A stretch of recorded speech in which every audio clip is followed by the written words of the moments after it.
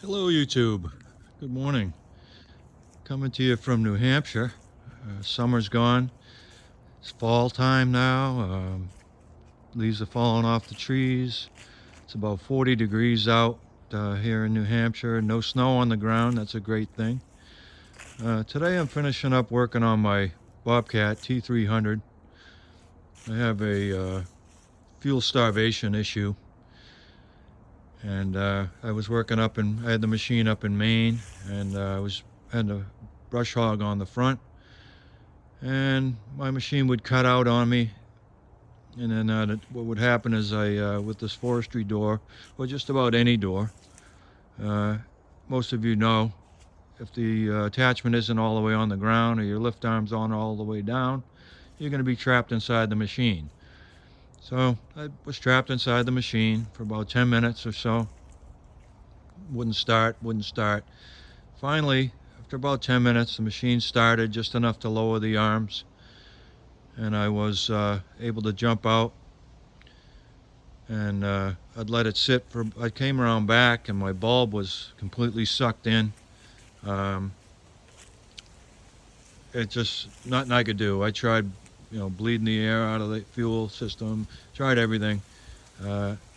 Nothing happening. So I'd walk away for about a half hour, an hour, and come back to it.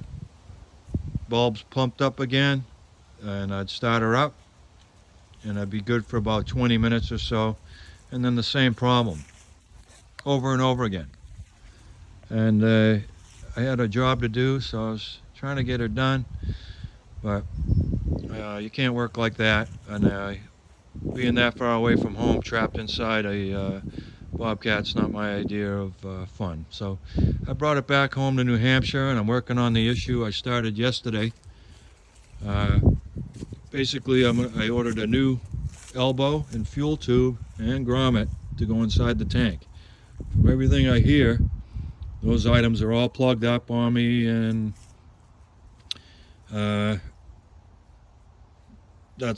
and you can't get to it and all of that. Most of you have heard the same story.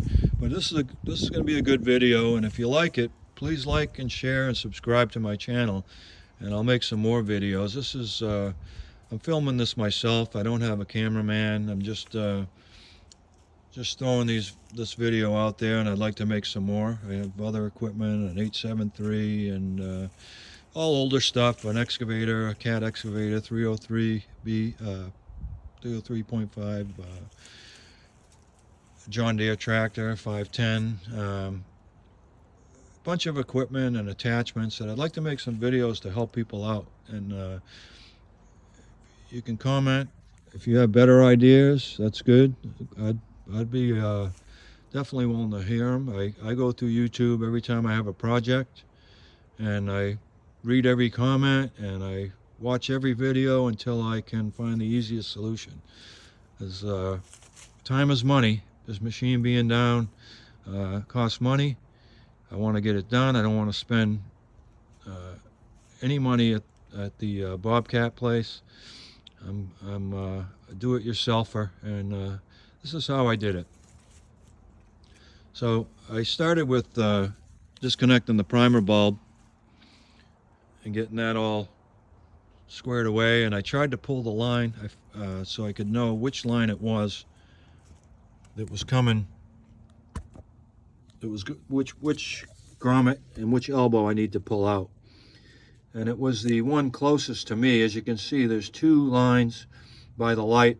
The one closest to the light is the return.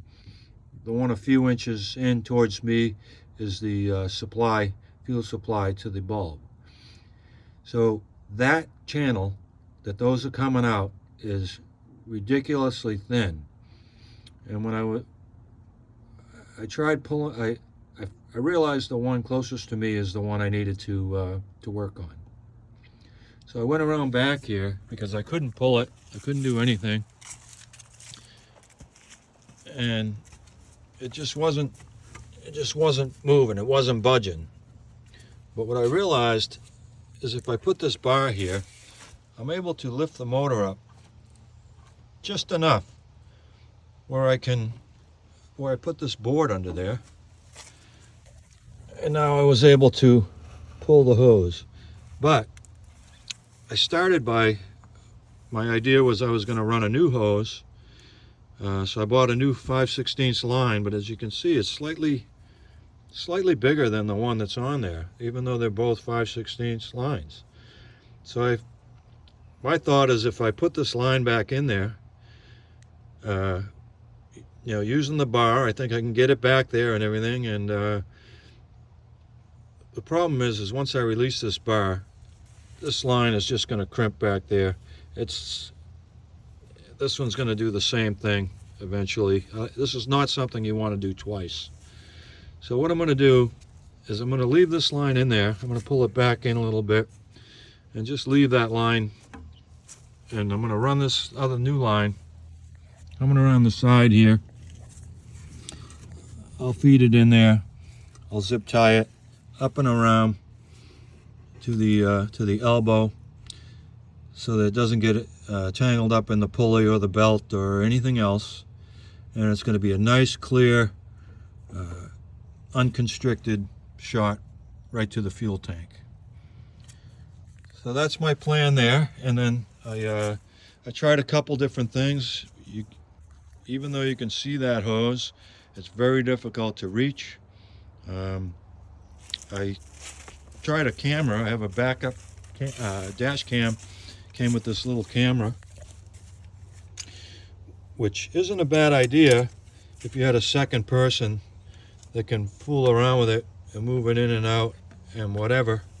But I don't have that. I don't have that luxury. So that didn't work out for me.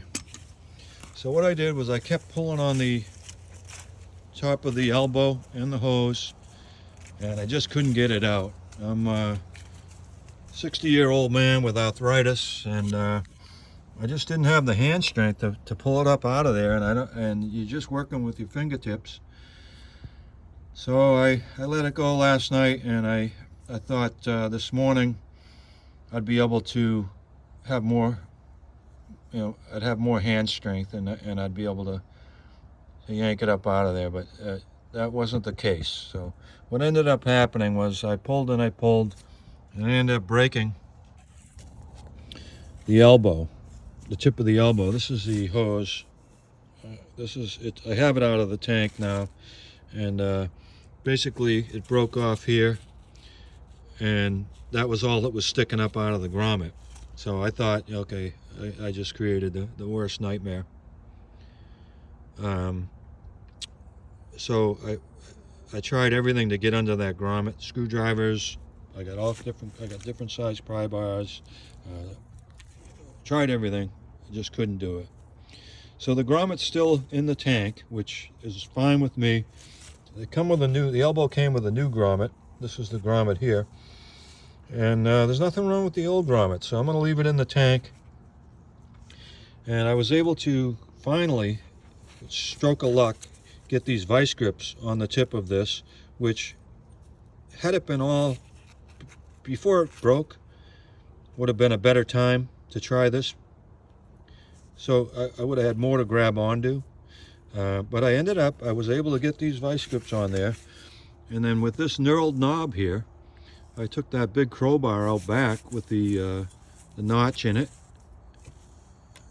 I laid it up on here, grabbed that knurled knob, and just pulled back, and the hose and the elbow popped right out of the grommet. It was a miracle. I'm real happy about that. So I got the new end of the hose out here where I can work on it, which is also a good reason to put on the new hose.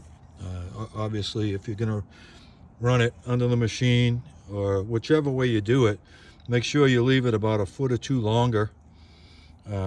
Purchase a longer hose so that you can have the option of working on it out here, getting your tube connected, getting your clamp on there. This is a metal elbow, whereas this one was plastic. I don't know if I mentioned that. But my tube and my elbow were perfectly clear.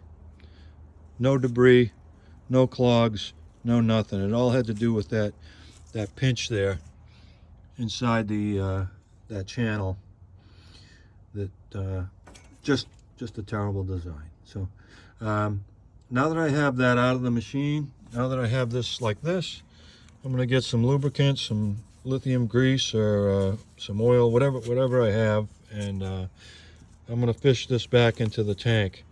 The new supply tube is about 2 inches. Let's see, about 2 inches shorter than the old one. Longer, I'm sorry. So I'm going to cut this one down exactly the same size and get it back into the tank, and I should be done with it. I'll hook up the bulb and I'll be done with this project, which, if you're doing this, you know it's probably one of the worst things that you can tackle. I think some people pull the motor to get to this. Other people may have monkey arms and they're able to reach it. I don't know. I don't know how they do it at Bobcat, but this is how I did it, and I hope it helps. Please like, subscribe, comment, and good luck. Have a great day.